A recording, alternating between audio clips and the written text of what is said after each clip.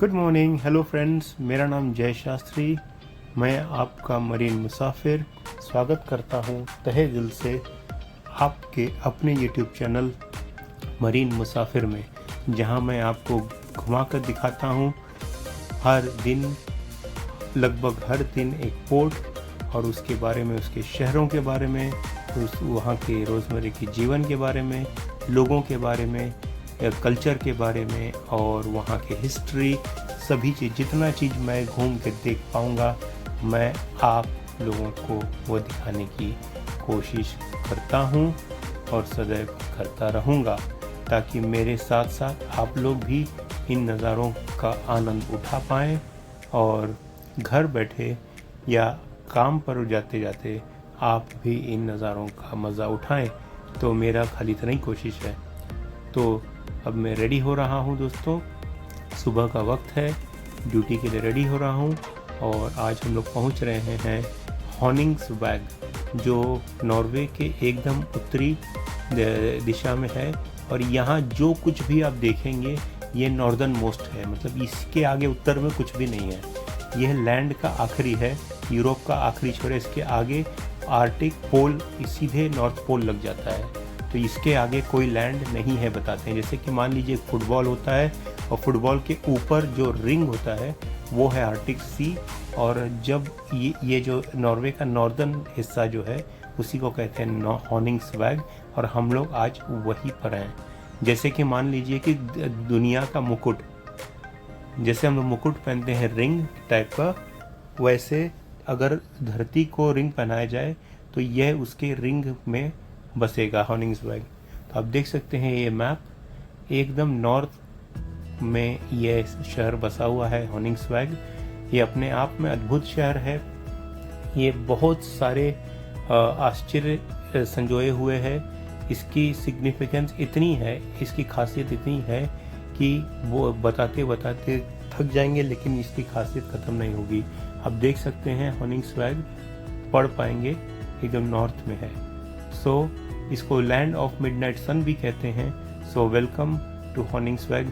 आज हम लोग हॉनिंग्सवैग में जानेंगे कि मेरा ड्यूटी क्या होगा, मैं क्या करूँगा, और उसके बाद मैं आपको ले चलूँगा 1 घंटे के टूर पर, सिटी टूर पर, और देखेंगे कि हॉनिंग्सवैग में कौन से रत्न जड़े हुए हैं और ये हॉनिंग्सवैग हमें किस तरह आश्चर्यचकित करने वाली है।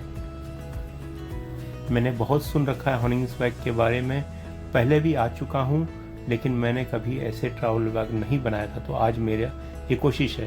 तो हम लोग आ गए हैं अभी ओपन डेक पर, ये देखने कि शिप कैसे लॉन्ग साइड माने पोर्ट पर लग रही है, और हम देख पा रहे हैं हॉनिंग्सवैग का ये सुंदर आकर्षक शहर, जहाँ बारिश का मौसम है, सुहाना मौसम, उसके में ये भीनी भी खुशबू आ रही है यहाँ पर, ये पहाड़ों से। और आप देख सक रहे हैं, थोड़ा जूम करके मैं आपको दिखाता हूँ, जो आपको दिखाएगा हॉनिंग्सवैग शहर का क्लोजअप सिनारियो। और आप देख सक रहे हैं कि यहाँ काफ़ी सारे फिशिंग बोट्स हैं। और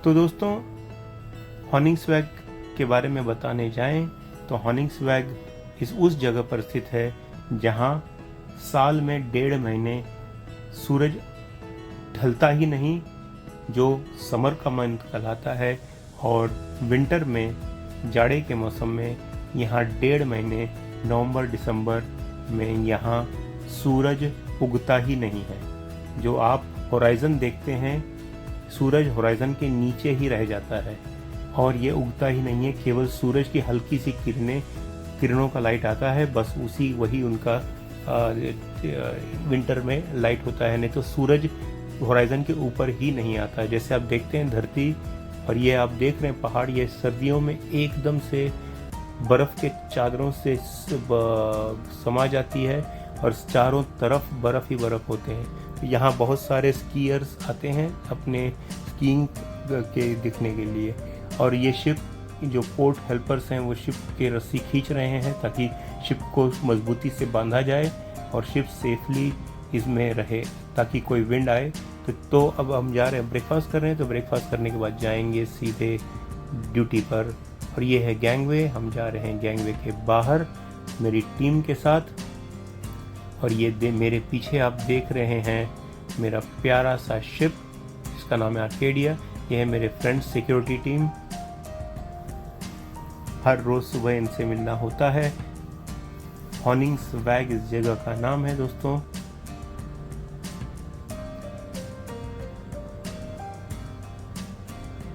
आपको पैनोरामिक शॉट से दिखाता हूँ कि मेरा शिप कैसे दिखता है। और ये जहाँ डॉक है उसके इर्द गिर्द ऐसे सुहाना मौसम और इतने आकर्षक सीन। और यह सारे दोस्तों जो है मछुआरों के सामान रखे हुए हैं। यह जगह में फिशिंग इंडस्ट्री का बोलबाला है। आज से नहीं, मेडिवल मध्य युग से यहाँ पर फिशिंग सबसे ज़्यादा की जाती है और यहाँ की लाइफलाइन है, मेन इंडस्ट्री फिशिंग की है। और उसके बाद है टूरिज्म। तो आप देख पा रहे होंगे वहाँ फिशरमैन मछुआरों के हुक्स, नेट्स, उनके सारे। यह है फिशिंग स्टैंड, आपको मैं बताऊंगा बाद में इसके बारे में भी। यह है मेरी एजेंट, आप सामने देख रहे हैं इंफॉर्मेशन ऑफिस। यहाँ अगर आप आएँ हॉनिंग्सवैग में तो आप इंफॉर्मेशन ऑफिस देख सकते हैं। यहाँ आपको ट्रेन, बसें, सबके बारे में जानकारी मिल जाएगी। और यह है आपके सामने ये ड्राइड फिश लटकी हुई हैं स्टैक में। ये है बाइकर्स दोस्तों। यहाँ इस जगह पर बाइकर्स खूब आते हैं, पूरे यूरोप से आते हैं, all the way from Portugal, Spain, जो यूरोप का एकदम साउथ वाला हिस्सा है। जहाँ जैसे मान लीजिए इंडिया का तमिलनाडु, वहाँ से कश्मीर तक आते हैं। और यह जगह मान लीजिए कश्मीर है, तो ऑल द वे ट्रैवल करते हुए आते हैं। और ये सब पोलैंड से आए हुए, मेरे इनसे बात हुई थी, सब पोलैंड से आए हैं। और ये सब जा रहे हैं नॉर्थ टिप, जहाँ मिडनाइट सन दिखी जाती है। तो ये है मेरा प्यारा सा शिप। अगर दोस्तों आप यहाँ अगर आए तो आप क्या क्या एक्सपेक्ट कर सकते हैं, मैं आपको थोड़े शब्दों में बताता हूँ। मैं तो यहाँ मेरे ब्यूटीफुल शिप आर्केडिया से आया हूँ। आप यहाँ पर शिप से आ सकते हैं, रेगुलर फेरीज आती हैं, या तो प्लेन से आ सकते हैं, तो रोड से आ सकते हैं। अगर आप रोड से आ रहे हैं तो ये ध्यान रखिएगा कि बर्फ़ से ढकी हुई होती है रोड। और आप अगर बर्फ़ में चलाना जानते हैं गाड़ी तो आप आ सकते हैं गाड़ी अपनी कार लेकर यहाँ पर। मैं बात कर रहा हूँ सारे यूरोप वासियों की। और अगर आप यहाँ आकर क्या करना चाहते हैं, अगर प्लान है तो आप यहाँ पर किंग क्रैब की सफारी पर जा सकते हैं, वेल वॉचिंग देख कर सकते हैं, पफिन वॉचिंग कर सकते हैं। और बहुत सारे आर्टिक बर्ड्स यहाँ पर पाए जाते हैं जो उनकी सफारी कर सकते हैं। और अगर आप पर्वतारोही हैं, माउंटेनियरिंग है, तो हाइकिंग पर जा सकते हैं। और हाइकिंग के बाद आप अगर बर्फ़ में स्कीइंग करना जानते हैं तो बर्फ़ स्कीइंग में भी आप कर सकते हैं। और मेन सबसे टूरिज़्म वाला यहाँ का जो मेन चीज़ है वो है नॉर्दर्न लाइट्स, जो सूरज की विंड्स दिखाई देते हैं रात को, जब यहाँ टोटल डार्कनेस होता है, सूरज उगता नहीं है और आपको ऊपर आसमान में रंग बिरंगे कलर्स वाले रेनबो टाइप के दिखाई देते हैं, जिसे नॉर्दर्न लाइट्स कहते हैं। बड़ा ही मनमोहक होता है।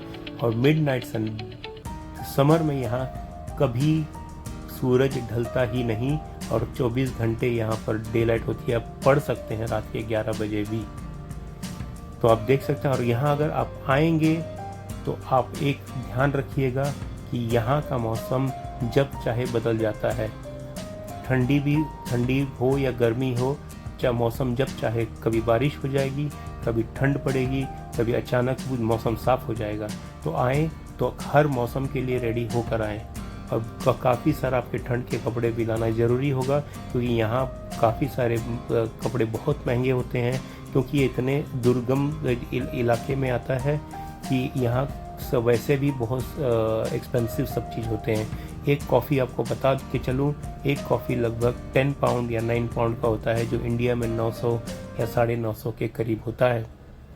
तो अगर आप कभी आने की यहाँ प्लान बनाएं तो ये सब चीज़ का ध्यान रखिएगा। आप किसी का फ़ोटो खींचेंगे, क्योंकि यहाँ पर सामी लोग रहते हैं। एक ट्राइबल जाति है जो रेंडियर पालते हैं। अगर ये आपको दिख जाए तो इनसे पूछ कर ये इनका फ़ोटो निकालिएगा। यहाँ पर आइएगा तो किसी बर्ड को खाना कुछ मत खिलाइएगा, क्योंकि ये सब एग्जॉटिक बर्ड होते हैं आर्कटिक के, और आर्कटिक में अगर आप आएंगे तो प्लीज़ ये सब रिस्पेक्ट करिएगा। तो अब मैं चलते हैं बाहर डिस्पैच एरिया की तरफ, और मैं फिर जाऊंगा शहर की तरफ और आपको दिखाऊंगा घूम के। और मेरे को अचानक मिल गई मेरी पुरानी फ्रेंड।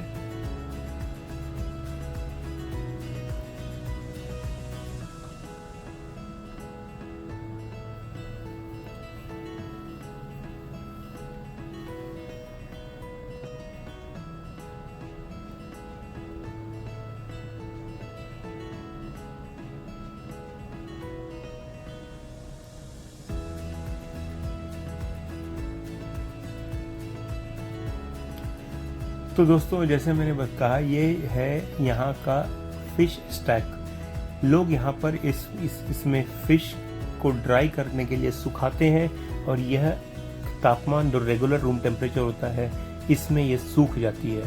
तो यह बाद में एक नॉर्वेजियन डेलिकेसी में काम आती है, और इसके व्यंजन बड़े ही स्वादिष्ट बनते हैं। और यह फिश काफ़ी जगह पर एक्सपोर्ट भी की जाती है। यह नॉर्वे, इस जगह हॉनिंग्सबर्ग नॉर्वे के नॉर्थ का ये एक कल्चरल हिस्सा है, आप देख पाएंगे। और ये है दोस्तों ट्रॉल। ट्रॉल एक लोक गाथा का, जो यहाँ के लोक गाथा का एक प्रमुख हिस्सा है, जो न मानव है न दानव है।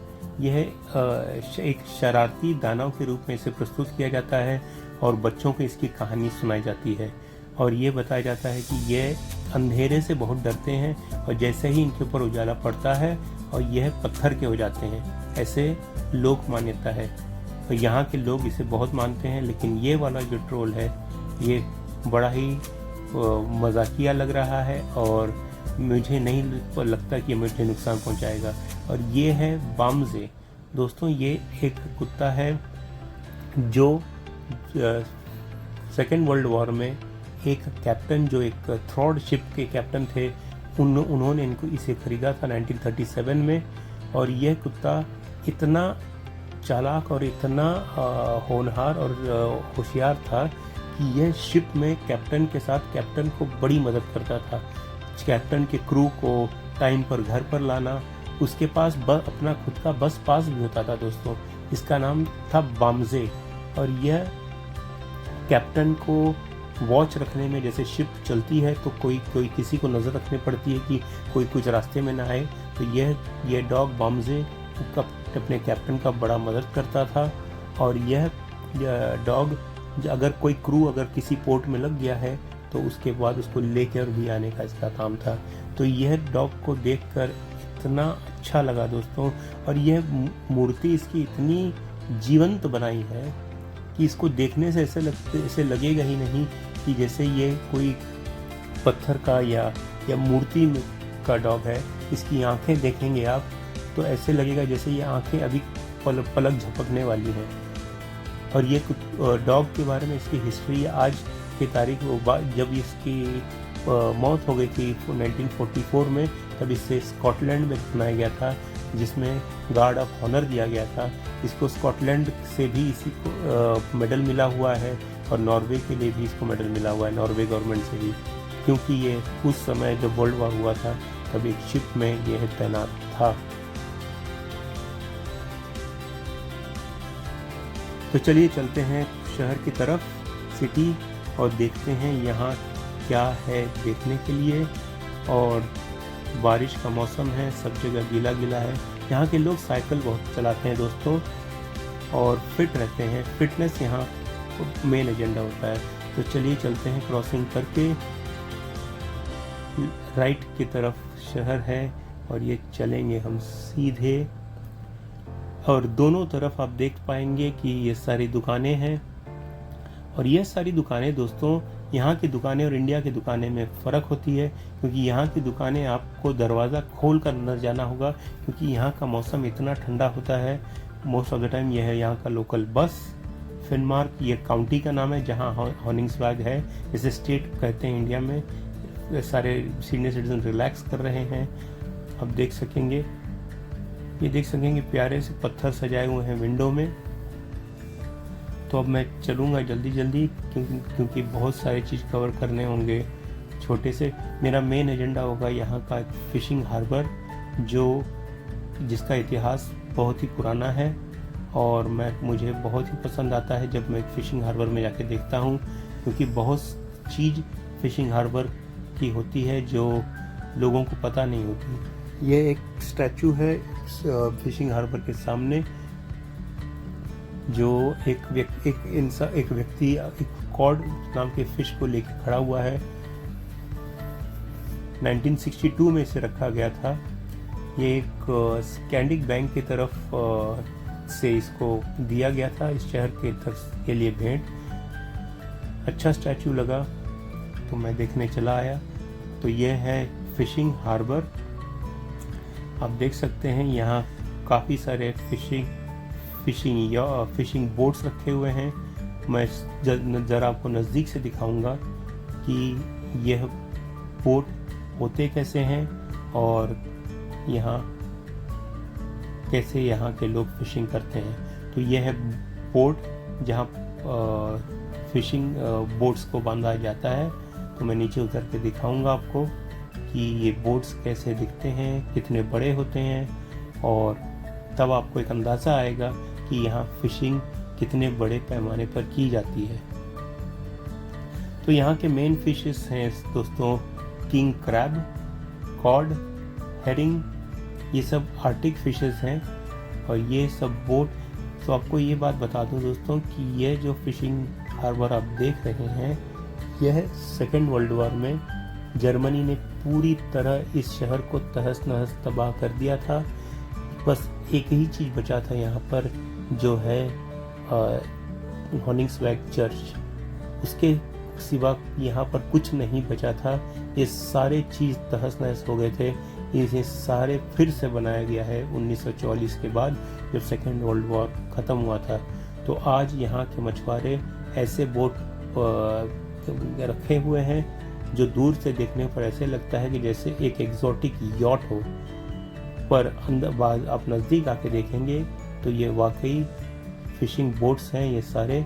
और ये सारे फिशरमैन्स यहीं हॉनिंग्सवैग से आते हैं और ये सारे बोट लेके सुबह चले जाते हैं तड़के 3 या 4 बजे, और जाकर अपने नेट्स पानी में डालकर आ जाते हैं। तो यह सब फिश उस जैसे आप देख पाएंगे यहाँ अंदर रखा हुआ है, बड़े बड़े कंटेनर्स रखे हुए हैं। और आप देख सकते हैं बड़ा ही सुंदर दृश्य है दोस्तों। ऐसे लगता है जैसे कि यहाँ से कोई कनेक्शन है।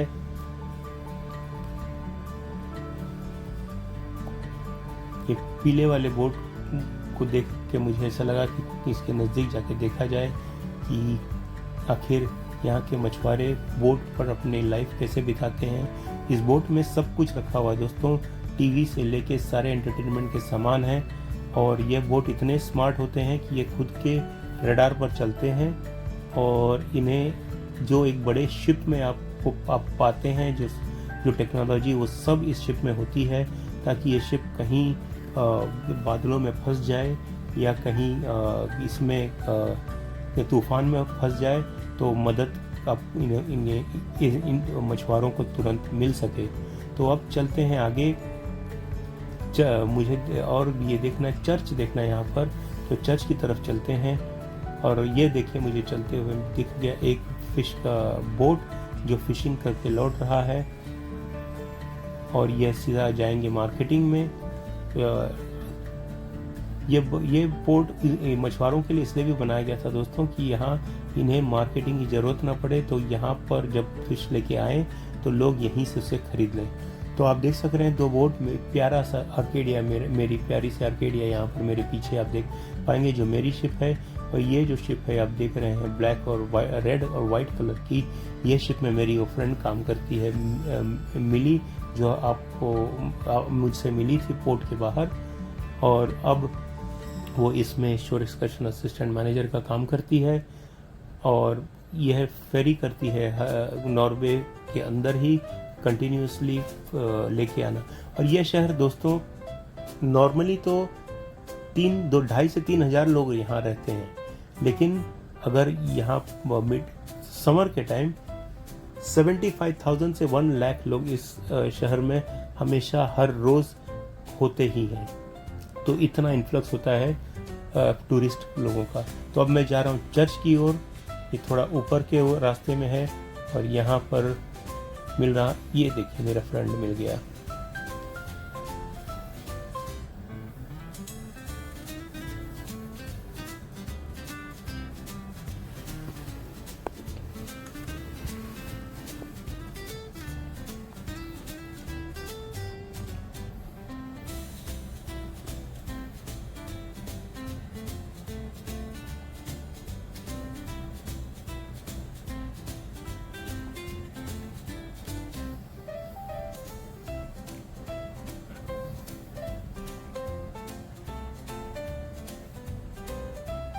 तो तुरंत मैंने फ्रेंड बना लिया एक लोकल को, तो बड़ा ही प्यारा बच्चा। अब चल रहा हूँ मैं चर्च के यहाँ।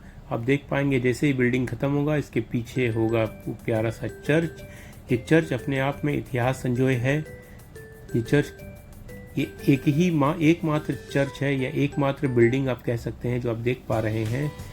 यह चर्च जो है ये अपने आप में इतिहास को अब्जॉर्ब किया हुआ है, क्योंकि जब जर्मनी ने पूरे शहर को तहस नहस कर दिया था बमबारी से, तो यह इस तरह हो गया था। केवल यह चर्च ही था जो खड़ा था। और ये चर्च वो चर्च है जो उस ज़माने में लकड़ी से बना हुआ था, पूरी तरह लकड़ी से बना हुआ था।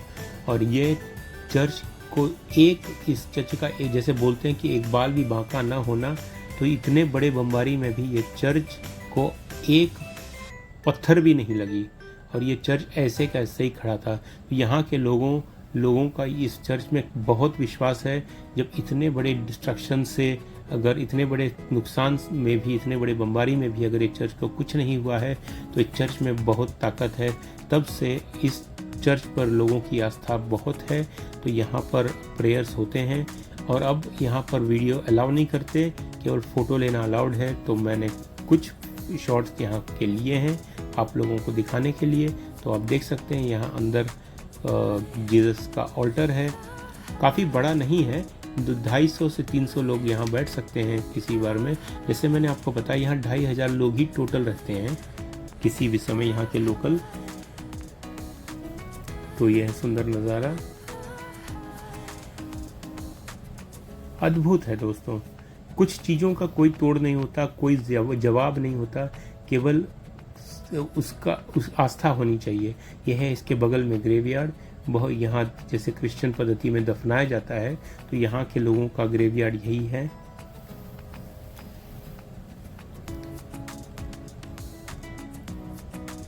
कि इसे 1925 में बनाया गया था, 18 सेंचुरी में पहले बनाया गया था, फिर 1925 में से फिर बनाया गया। और अभी लोकल लोगों का ये कहना है कि इस चर्च को कुछ होने नहीं देंगे, जैसे ये उस ज़माने में था 18 सेंचुरी में, हम उसी तरह रखेंगे। इस चर्च को मेंटेन करने में बड़ा खर्चा आता है, लेकिन यहाँ के लोकल लोग इसे परवाह नहीं करते और इसे फुल मेंटेन उसी तरह रखा जाता है। Hats off to the local people.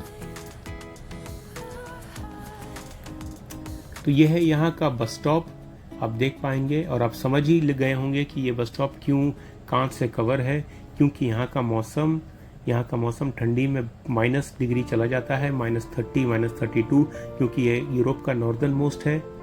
और आप देख सकेंगे ये है यूनिक सा एक टेलीफोन बूथ जो मैं देखना चाहता था, और ये आपको दिखाऊंगा अंदर से।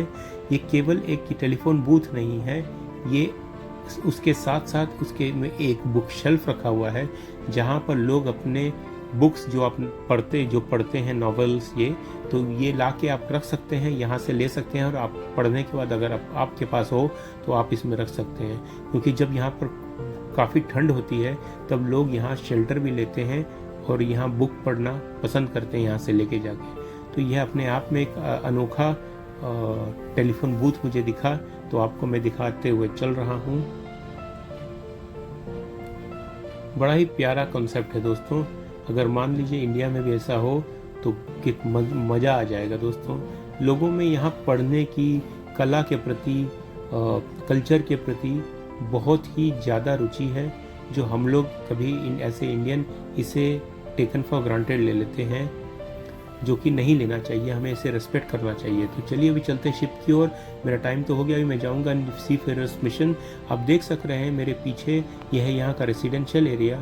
जो घर देख रहे हैं, कलरफुल घर, इतने प्यारे लग रहे हैं दूर से कि मानो जैसे कि कोई खिलौना रखा हुआ है मेरे बेटे का। जैसे हम बचपन में खिलौना बनाते थे, घर बनाते थे प्रोजेक्ट में, उसी तरह ये लग रहा है। तो चलिए चलते हैं। ये मेरे पीछे आप देख रहे हैं हेयर ड्रेसर्स, यहाँ के लोकल। अब मैं जा रहा हूँ सीफेयरर्स मिशन में, जहाँ सीफेयर लोगों को के लिए फैसिलिटीज़ होती है, टी कॉफ़ी, और वहाँ मिलूँगा कुछ प्यारे स्टाफ से जो बहुत फ्रेंडली होते हैं। So you all from here? Yes. From here. What do you think? You're born in Qatar? No, I was born in Oslo. Okay, my name is Jay. What's your name? Moultrie. Manfred. My name is Inge. India. Mm-hmm. Hello. So I'm from Arcadia. We came here some weeks back today. I'm not going to North Cape. I've been last time. This time I'm going to Moregia Island. Mogerøya Island. Yeah, this is Mogerøya. Yeah, so I'm going to see on the scenery in the afternoon. So I have. So what do you think else we can do? Hiking, whale watching, Do you like climbing? climbing. Yes, Climbing yes. mountains? 1,000 steps. From here. Okay. I'm not going to do it just for people who Okay, suggest. okay. Yes. And If people have the time. okay, absolutely. Yeah. You need some time. Couple of hours. Yes, I think yeah, so. 3-4 hours. Yeah. Mhm. It's a nice climbing up there. Nice view from top. Yes.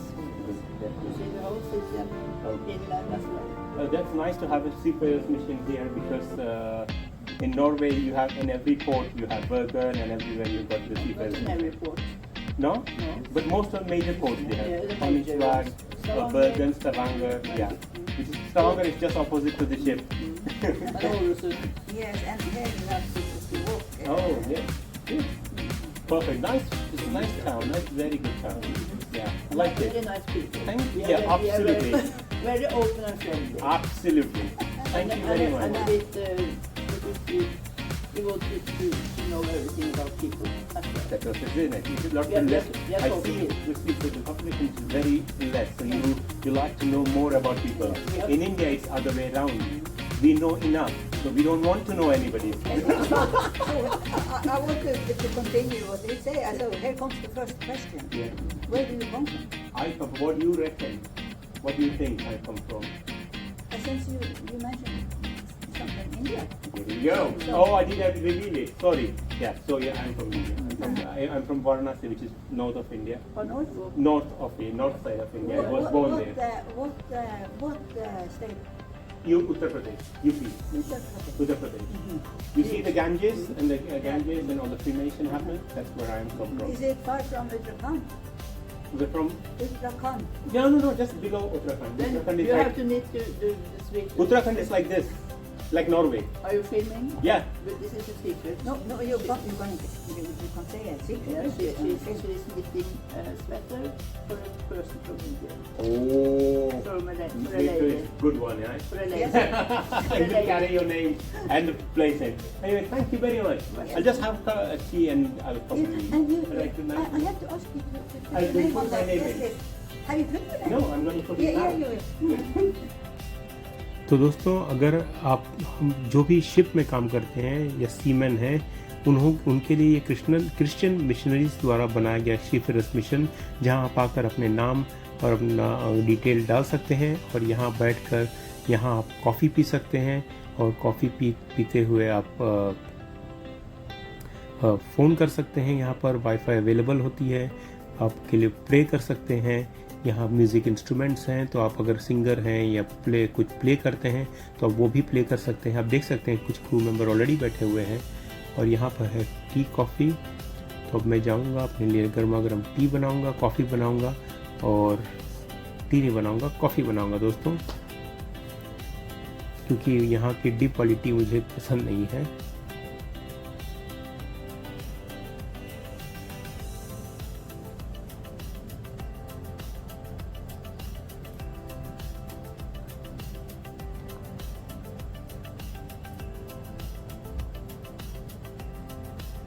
मौसम बाहर का बड़ा ही ठंडा है, तो coffee पीने का मज़ा ही कुछ और आता है दोस्तों।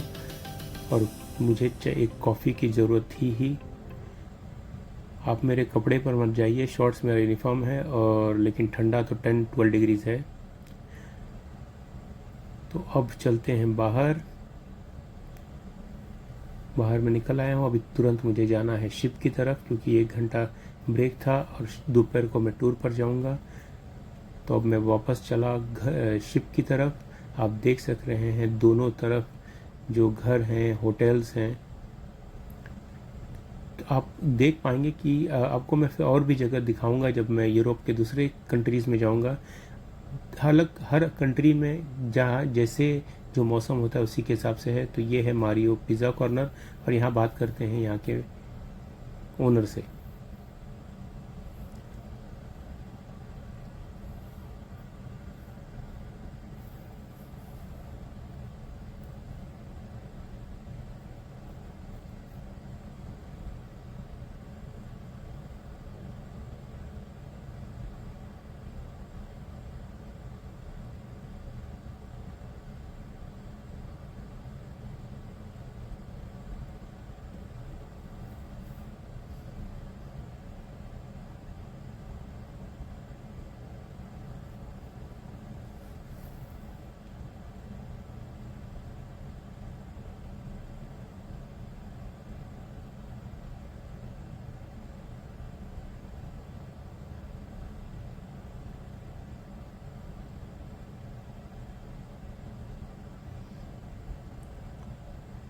दोस्तों ये अभी ऑफ सीज़न है, तो यहाँ इतना सीज़न नहीं है, इसलिए खाली है। लेकिन आप यहाँ आए तो ये मारियो पिज़्ज़ा कॉर्नर जरूर ट्राई करिएगा।